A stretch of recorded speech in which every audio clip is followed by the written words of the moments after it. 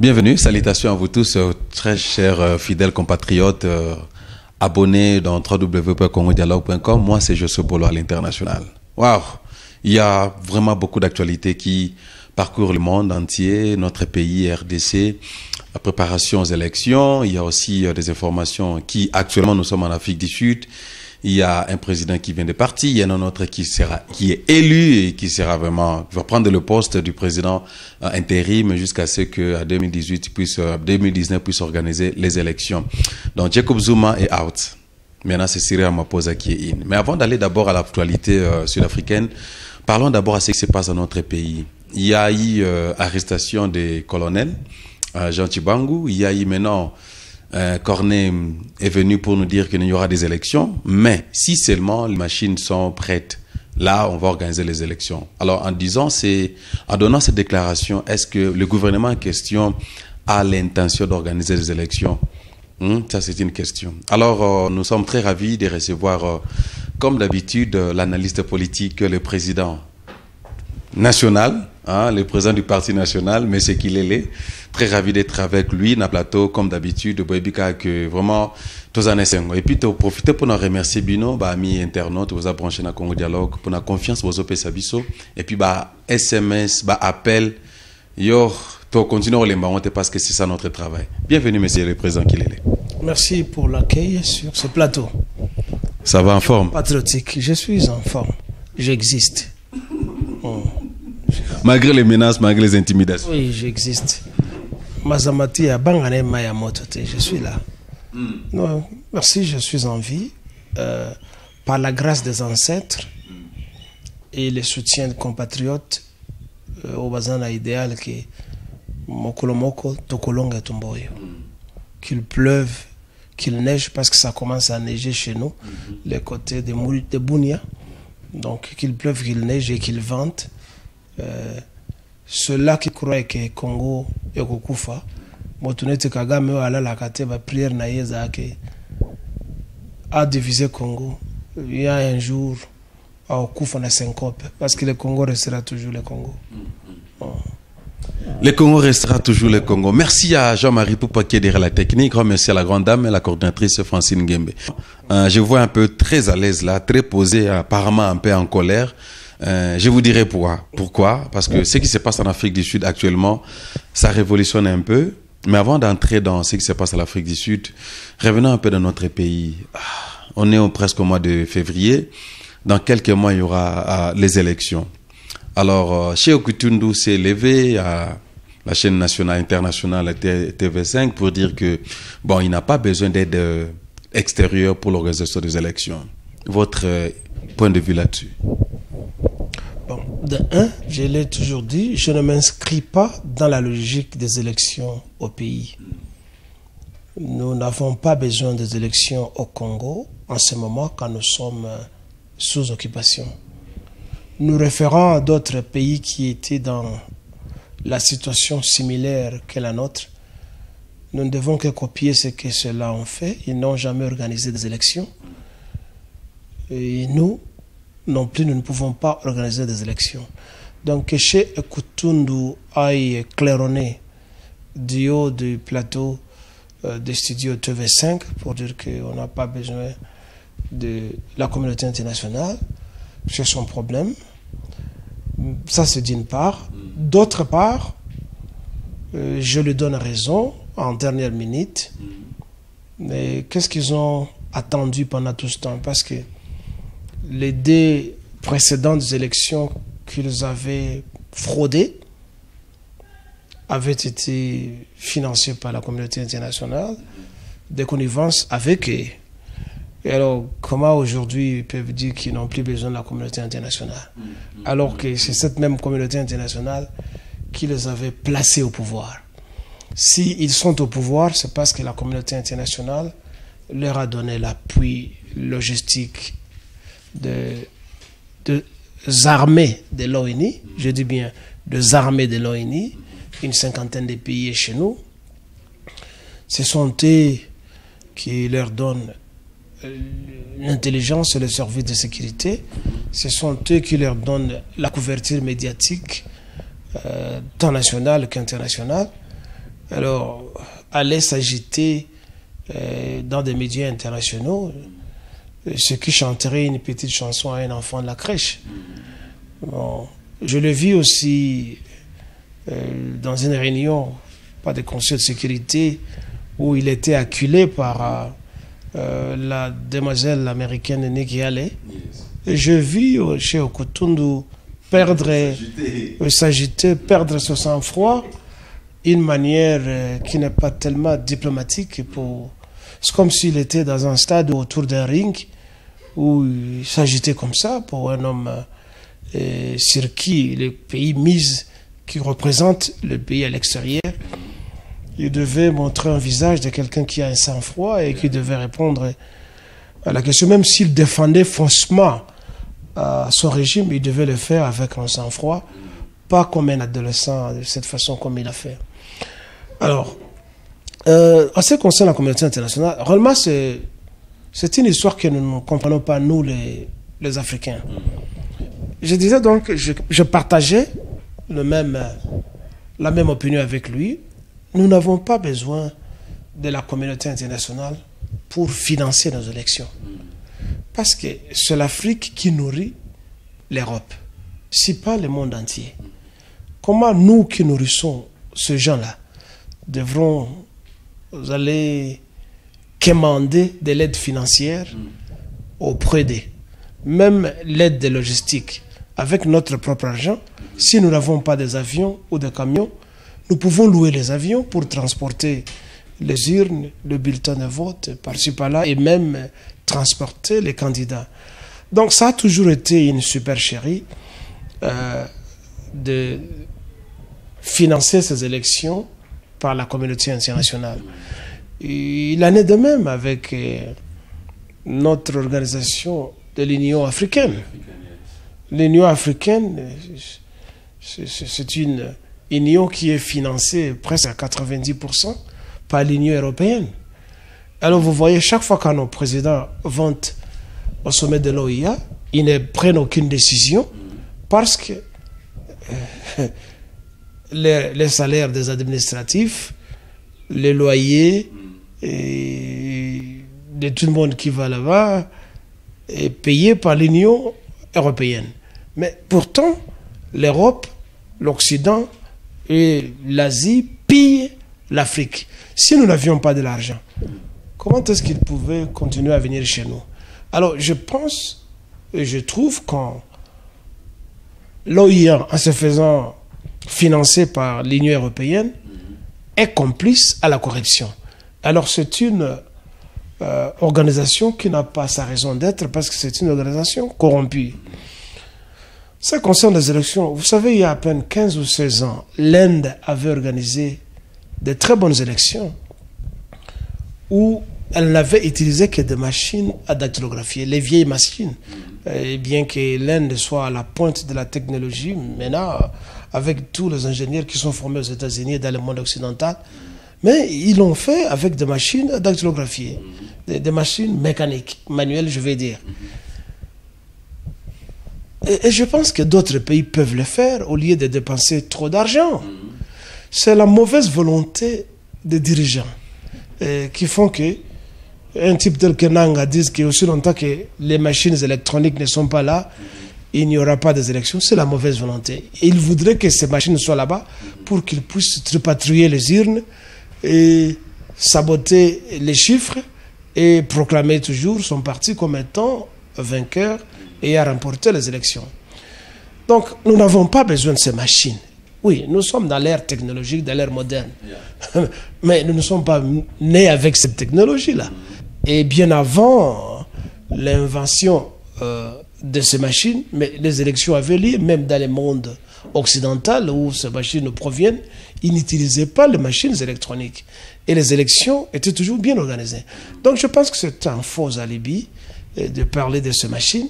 On peut organiser ces élections sans ces machines électroniques. Mais comme je l'ai dit avant d'entamer cette réponse, je ne m'inscris pas dans l'ordre, dans la logique des élections, parce que notre pays est occupé.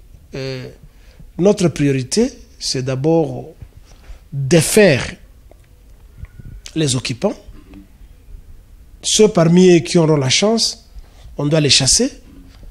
Mais ceux qui n'auront pas la chance, nous devons les tuer, les brûler et au besoin les manger.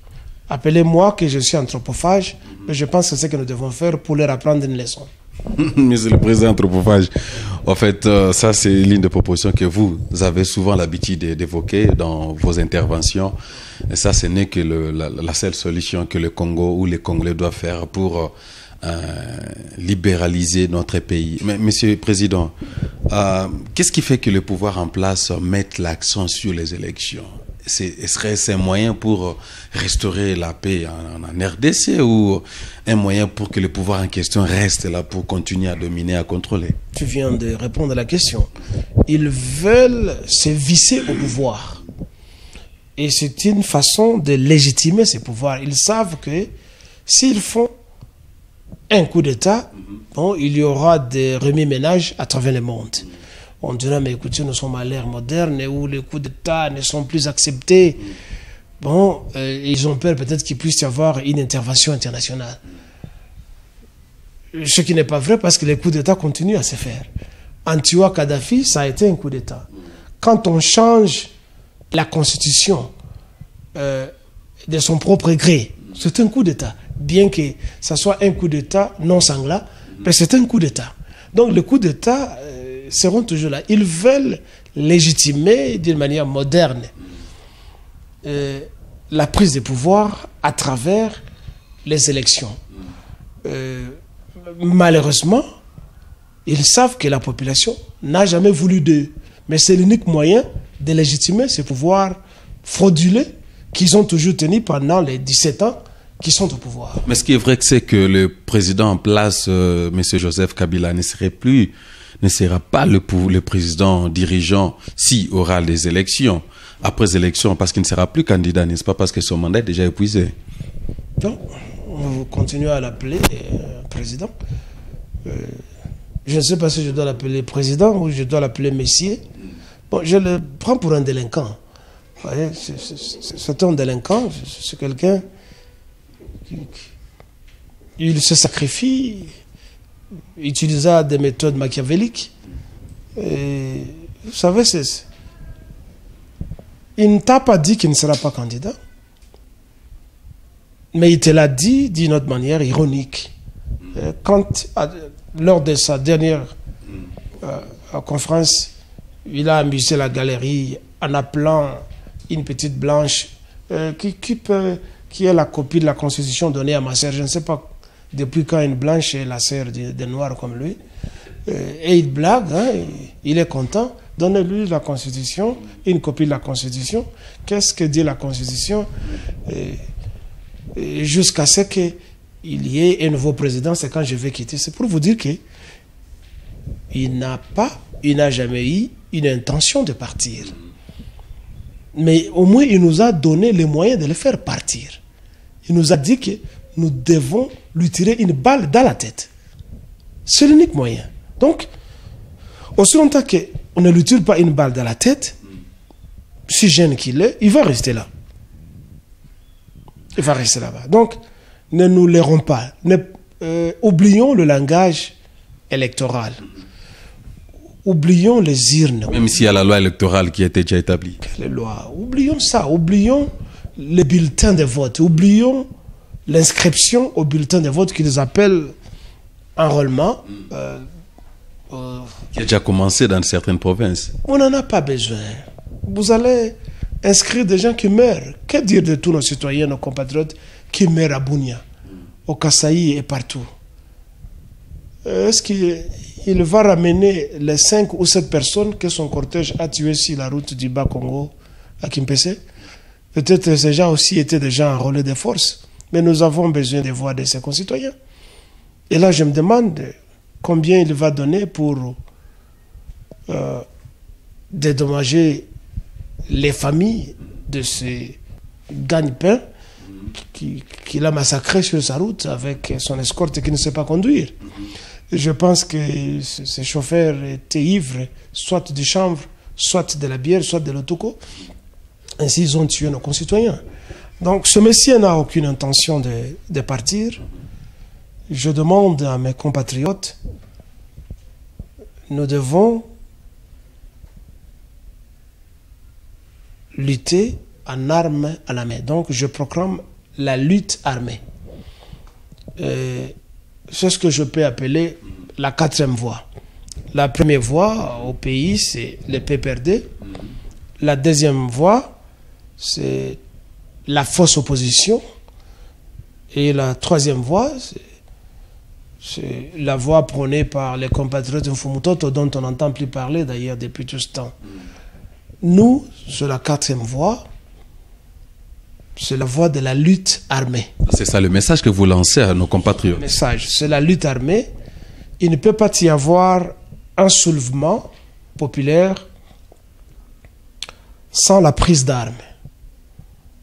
Vous vous rappelez, en 1789, en France, lors de ce que nous avons l'habitude d'appeler et d'apprendre dans les bouquins, la Révolution française, la population de Paris ne s'est seulement pas mise à marcher sur les rues de Paris à l'époque, mais ils sont allés piller les stocks de poudre et des armes qui se trouvaient quelque part pour s'attaquer à la monarchie en place. Donc, un soulèvement sans armement, ça n'a pas de différence d'un défilé populaire où les gens défilent dans la rue pour montrer soit les habits ou les uniformes d'un parti ou d'une organisation quelconque.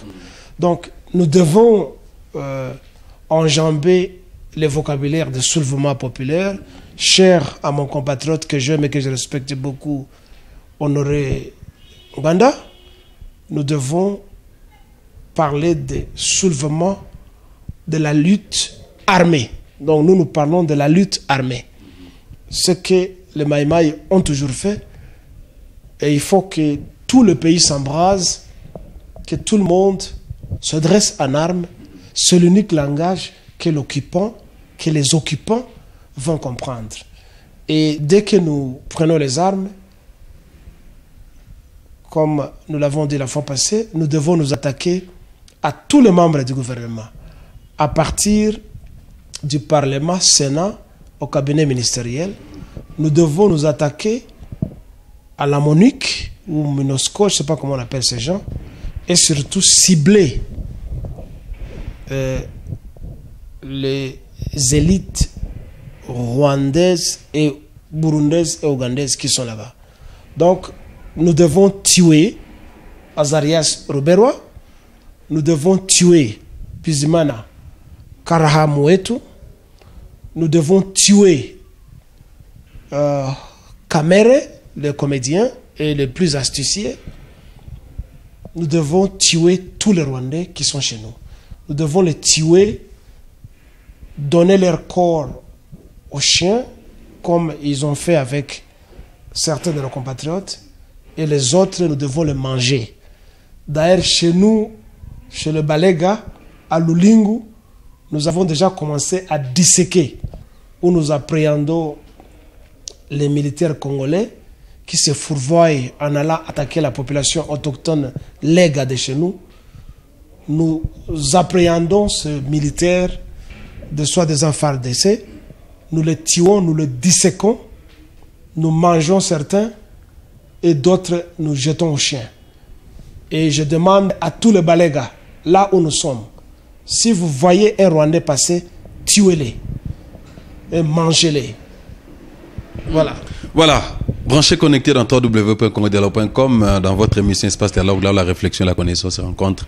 Moi, c'est Josué Bolo à l'international. Je reçois pour vous cette semaine le président national congolais, monsieur, son excellence, monsieur Kilele, qui est avec nous dans ces plateaux. Monsieur Kilele, j'aime que vous souleviez ces points parlant des élections, ainsi de suite, mais quand vous allez pratique, sur le plan pratique, en réalité, ce qui se passe en RDC, il y a l'arrestation des Jekoko, et je me pose la question, si vous pouvez aussi me répondre, où est parti Nemwanansemi avec ces scénarios?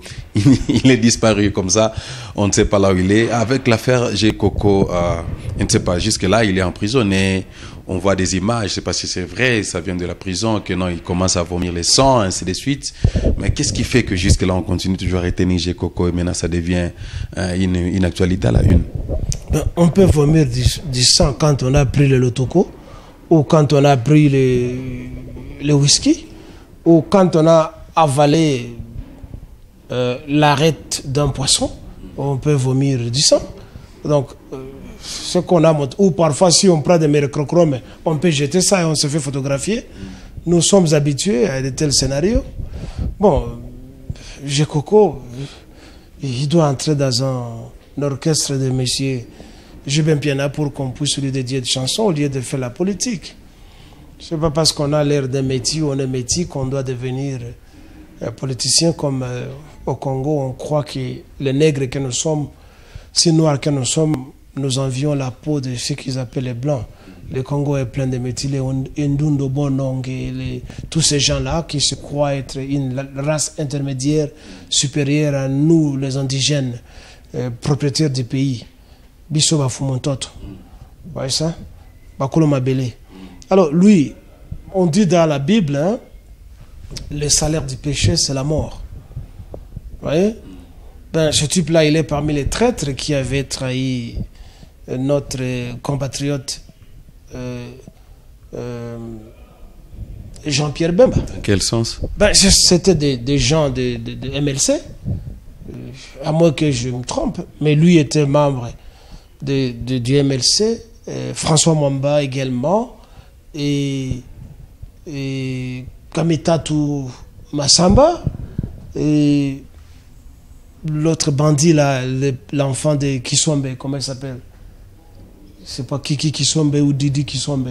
Bon, et puis, il y a toute une liste de ces transfuges qui ont quitté le MLC parce qu'ils sont incapables de se créer l'emploi.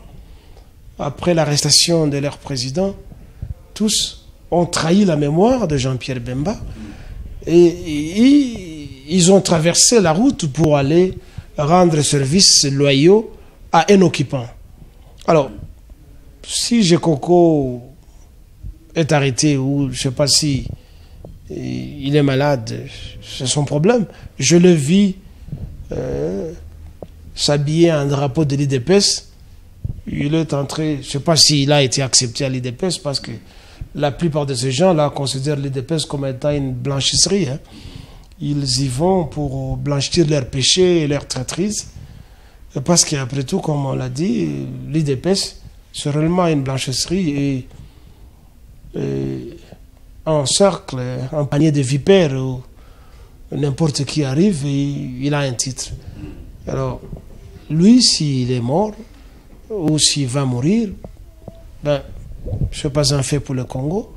Il n'y a que les femmes qu'il a couchées qui peuvent le regretter. Quel acte il a posé au Congo? Quelle motion il a défendu au Parlement ou au Sénat? Quel article il a écrit pour défendre la dignité du Congo? C'est seulement un joyau de femmes. Et c'est tout ce qu'il est. Donc, si on l'arrête, si on ne l'arrête pas, ça n'a rien à voir avec le Congo. Et lui et le reste de Kamita, tous ce sont des déchets. Et Moïse Katumbi, ce sont des déchets dont le Congo doit se débarrasser parce qu'ils enquiquinent la population congolaise. Et ce sont des corrompus qui ne portent pas dans leur cœur et dans leur tête l'idéal de la grandeur et de la libération de la République du Congo qui n'est pas démocratique. République du Congo qui n'est pas démocratique. Il nous a été dit, Monsieur le Président, qu'il y aura un gouvernement de transition où Monsieur Félix Tshisekedi pourrait être le Premier ministre et Sindika Dokolo pourrait être faisant partie de ce gouvernement. Il nous a été dit, c'est pas encore vérifié, c'est pas encore confirmé, il nous a été dit, c'est comme ça, reporté qu'il y aura un gouvernement de transition. Serait-il important d'avoir un autre gouvernement pendant qu'il y a encore des embrouillements dans la direction du pays. Ça n'a jamais été important de changer le gouvernement. Mais ils le font parce qu'ils savent ce qu'ils font. Ils sont en train de se gratifier. Tout cela qui aide le gouvernement en place de continuer à servir la population. Tout celui qui contribue espère chaque jour de devenir ministre. Et quand on devient ministre, on a un poste, on a de l'argent, on a le prestige et la gloire. Donc jusqu'à ce que tout le monde sera ministre. Mais ce n'est pas ce qui compte. Dans des pays qui se respectent, vous savez, quand un président a 5 ans ou 7 ans de mandat, très souvent, ça demeure comme ça. Donc ce n'est pas le changement ministériel qui est très important pour le Congo. Le Congo a besoin des hommes et des femmes compétents, des hommes honnêtes, des hommes qui portent à cœur les projets sociétals, de pouvoir développer le pays et de créer le bonheur commun de tout le monde.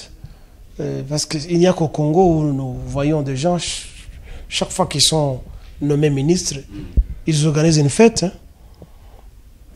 Ils organisent une fête. Vous vous rappelez à l'époque, dans une des interviews de notre compatriote bien-aimé Nganda, il a dénoncé dans une interview les comportements enfantins de Mende Malanga quand il était nommé. Il s'est scindé les reins avec un pagne, il s'est jeté du foufou sur la tête pour célébrer, après qu'il ait reçu $100 000 que Mobutu lui avait donné, après avoir trahi les membres de l'Unisoral. Alors, au Congo, vous voyez des gens comme ça, quand ils sont nommés ministres ou nommés PDG, c'est une fête. Alors, on a affaire à une élite des arrivistes, de gens qui ne croyaient jamais devenir quelqu'un. Du coup, on les nomme. Eh bien, c'est fini, bon, je dois célébrer. C'est cette fois-ci ou jamais. Alors, nous n'avons pas besoin de tous ces ministres. Parce qu'ils ne font pas preuve de la compétence malgré les diplômes qu'ils ont. Hein. Ceux qui ont étudié au pays et ceux qui ont étudié à l'étranger, qui sont revenus au pays bardés des diplômes, leur projet, c'est de voler, piller les pays, maltraiter la population et non pas développer les pays. On nous parle du doctorat de Matata Mpogno, tout ça. Écoutez, Matata, nous sommes dans une période où l'éducation est achetée, où l'instruction est achetée. C'est pas ça qui compte. On peut être primérien. Aussi longtemps on n'a pas, enfin, on peut être primérien, mais si l'on a de valeurs morales intrinsèques, on peut servir son pays. Je veux dire, quelqu'un doit être honnête, quelqu'un doit être compétent, quelqu'un doit être altruiste, etc. Mais souvent, dans les bureaux administratifs, ce que la population espère, c'est la compétence au travail, c'est la redevabilité. Quand on commet une erreur, on doit assumer cette erreur et d'une manière honnête, accepter de démissionner. On doit être honnête, on ne doit pas voler les biens publics et on doit savoir qu'on est de passage, on n'est pas né ministre, premier ministre, on n'est pas né ceci et cela. Donc ce n'est pas les diplômes. Nous avons besoin seulement des hommes qui peuvent travailler, qui sont honnêtes et qui développent le pays. Ce n'est pas les diplômes. Je me demande pourquoi est-ce que tous se ruent vers les doctorats. C'est pour faire quoi? C'est peut-être parce qu'ils ont peur que d'ici là, dès que leur gouvernement tombe, bon, les universités auront besoin d'eux pour continuer à être embauchés et travailler. Mais dans un pays qui se respecte, ces gens ne doivent pas avoir de chaires universitaires parce qu'ils auront trahi la science en volant, en tuant, en trahissant les pays. Et donc, ce sont des gens qui ne doivent pas être accepté dans les milieux de l'enseignement, parce que quelle valeur morale, quelle valeur professionnelle ils vont léguer à la nouvelle génération. Donc je pense que c'est une tendance enfantine de chercher à se faire appeler docteur en ceci et cela. Ce n'est pas Aubin Minakou, hein, parce qu'il ne tient pas bien le Parlement, il ne lit pas le droit avec droiture. La justice, vous savez, doit être rendue sans peur et sans faveur. C'est ça la justice. Mais quand nos hommes de droit sont impliqués dans les faveurs et ils sont mus par la peur, ça ne sert à rien d'aller chercher à s'accaparer ou à s'accrocher à des diplômes qui ne valent rien. Le doctorat, c'est juste un titre. Ce n'est pas le reflet de la compétence ni de la connaissance. Vous voyez ça? Quelqu'un qui a terminé, qui est D6, qui lit, qui s'actualise, qui se cultive, est plus instruit que quelqu'un qui a un doctorat. À l'université sud-africaine ici, le VET, où une majorité des Congolais se ruent pour aller faire le PhD. J'ai un article, malheureusement, on me prend à pied levé, je ne m'attendais pas à une telle question, mais j'ai un article écrit par les professeurs de la biologie moléculaire sud-africain, le professeur Malgapuru, qui avait dénoncé des professeurs d'université ici, après la soutenance de leur thèse, n'ont jamais écrit, publié même un article dans les journaux, moins encore publié des livres. Vous voyez ça? Mais nous connaissons la plupart des professeurs chez nous qui passent leur temps à photocopier des histoires et vendre des stenciles aux enfants. Il n'y a pas de livres consistants. Bon, certains, oui, je sais. Je connais des gens tels que Kambai Bocha qui a publié et d'autres qui ont publié. Mais les autres sont des professeurs de titres. C'est fini. Ils ne coulent pas sur le marché des livres aux générations à venir. Donc c'est juste un titre pour se pavaner dans la rue qu'on appelle docteur Kilele, docteur Josué, docteur Jean-Marie, docteur... Donc ça n'impressionne personne. Ça ne peut impressionner qu'une femme. Ces titres ne peuvent impressionner qu'une femme. Vous voyez ça? Ça ne peut pas impressionner. Le pays a besoin de travailleurs. Vous voyez? Un agronome qui sait planter, qui sait s'occuper des plantes et produire, a plus de connaissances que quelqu'un qui nous amène un diplôme en doctorat. Ces diplômes ne produisent rien en Afrique. Hein? À quoi ça sert d'être, par exemple, ingénieur mécanique, alors qu'on est incapable d'inventer même une pompe à eau, hein? Même un tuyau, hein? Même un robinet. Mais quelqu'un va passer devant vous, non, ingénieur. Ingénieur en quoi? Tu as inventé quoi? Vous trouvez nos facultés de mines qui nous produisent des ingénieurs à mines, mais qui sont incapables de faire la prospection minière. Et nous devons toujours nous baser sur les instruments inventés par les Européens ou les Asiatiques, qui sont les derniers à entrer dans la science il n'y a pas longtemps. Hein? Mais vous voyez les Chinois qui viennent faire la prospection des minerais chez nous. Mais nous avons des facultés chez nous, hein, qui nous produisent des ingénieurs en métallurgie, en ceci et cela, mais qui sont incapables. Ils n'inventent rien. Ce sont des diplômes pour tromper les gens et pour chercher des boulots par-ci, par-là. C'est comme nos pharmaciens, c'est comme nos médecins. On en avait parlé l'autre fois. Nos pharmaciens qui vont avoir des diplômes en pharmacie, le lendemain, vous le voyez, il est derrière un comptoir en train de vendre des comprimés inventés par un homme blanc.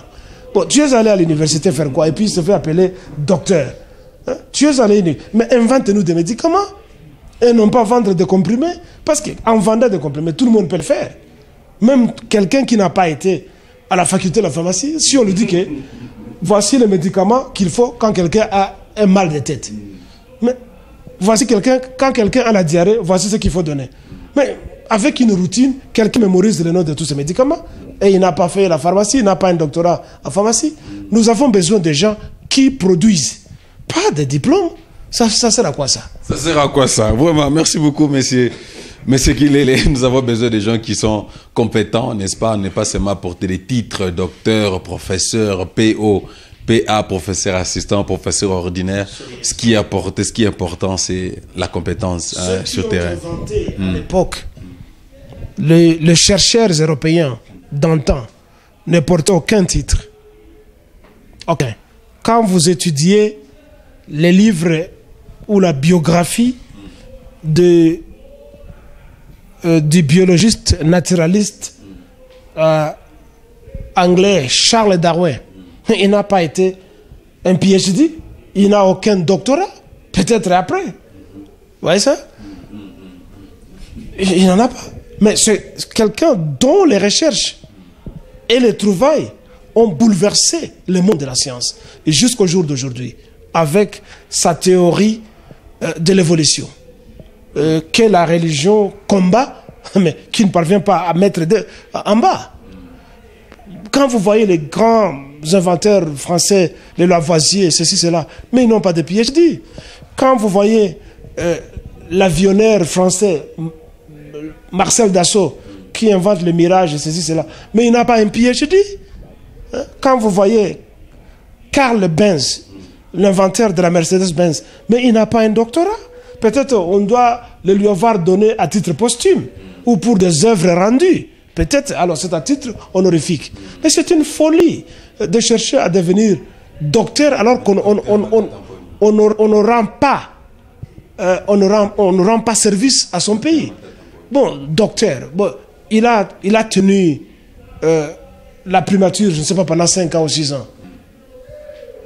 En tant qu'économiste de formation, a-t-il relevé la valeur de la monnaie congolaise? A-t-il relevé ça? Quand $1 doit se changer à 1000 francs. Alors, on ne voit pas la raison d'être de la faculté de l'économie chez nous, en Afrique. Si les Africains, jusqu'aujourd'hui, ne sont toujours pas capables de nous donner une politique économique afin de pouvoir sortir de la Banque mondiale, de pouvoir sortir du carcan du Fonds monétaire international, il n'y a que Kadhafi qui n'a pas le PhD, qui n'était qu'un militaire, qui a osé chercher à donner une monnaie à l'Afrique, alors que nous avons des économistes, nous avons des docteurs en économie, et qui sont incapables de dire à l'Afrique ou de dire dans leur propre pays: voici la monnaie qu'il nous faut, voici la voie qu'il nous faut pour le développement. Ce sont des titres inutiles. Regardez chez nous, comment le Congo peut avoir une monnaie qu'on appelle franc congolais. D'abord, là on va, et puis il y a la nostalgie du maréchal Mobutu qui avait changé.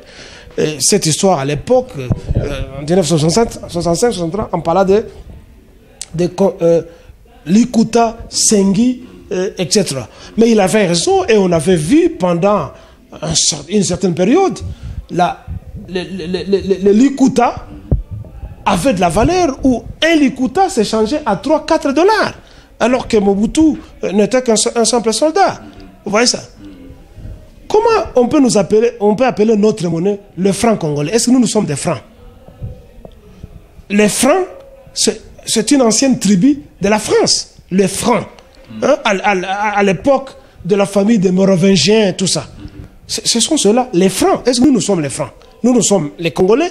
Et avec le temps, nous devons commencer à changer ce Congo avec quitter les C en K. Parce que le royaume Congo avec K et non pas avec C. Comme la Corée, en anglais on écrit la Corée avec KK. Donc on doit changer. Nous ne sommes pas des francs. Donc ici je proclame le retour Nambongo ya Kalatouzak Nango ya Makuta, n'ayez pas la jalousie de Mobutu. C'était une trouvaille. C'était une trouvaille. Les Zaïre Monnaie, les Sengi, les Likuta, parce que nous ne sommes pas des francs. Et on ne doit pas toujours continuer à être sous les titrages de francs belges, de francs français. Ça n'a rien à voir avec nous. Les Français eux-mêmes ne sont plus dans les francs. Les Belges eux-mêmes ne sont plus dans les francs et ils sont dans les l'euro. Comment nous continuons à utiliser les francs alors que ceux-là qui sont les progéniteurs de ces noms n'utilisent plus ça? Ils ont déjà changé. Vous voyez que nous ne sommes pas dans un pays qui est organisé. Où sont les économistes? Monsieur Kilele, merci beaucoup. Je crois que cela demande vraiment un épisode tout entier pour parler de l'économie. Vous comprenez que j'ai affaire à un full house. Donc, quand on parle de l'économie, Ayandou Karamabe. Donc, très intéressant. Merci vraiment. C'est très instruisant, monsieur Kilele. Chitons un peu de tapis. Parlons de ce qui se passe actuellement, qui bouge l'actualité mondiale ici en Afrique du Sud. Le départ de monsieur, finalement, le départ de monsieur, le former president, on l'appelle maintenant l'ancien président de l'Afrique du Sud, Jacob Zuma. Curieusement, la nuit passée, quand je suivais à la conférence de presse, sa déclaration, bon, enfin, il a essayé un peu de commencer avec un joke là, plaisanter avec les journalistes, ainsi de suite, en lui demandant « How are you fine? Good evening », ils n'ont pas voulu répondre. Alors il a essayé un peu de sourire, il a hé, comme d'habitude. Et puis par après, il est allé dans le vif du sujet. Mais en suivant sa déclaration, monsieur le président, apparemment, c'est comme si il était un peu coincé là. Hein? Il était un peu bousculé de part et d'autre. Apparemment, il n'avait pas l'intention de quitter de son propre gré. Parce qu'avant la déclaration, pendant la journée, il a été reçu par un journaliste, un de mes confrères de SCBC. Alors il a essayé un peu d'expliquer, bon, quoi que son explication était un peu contradictoire, il cherchait à se défendre et puis un peu ainsi de suite. Mais finalement, à la fin, il a dit qu'il a démissionné with immediate effect. Parlons d'abord de sa démission, monsieur le président, en tant que président aussi. Qu'est-ce que sa démission a à voir avec... c'est une libération pour l'Afrique du Sud, avant d'aller d'abord refléter sur la RDC.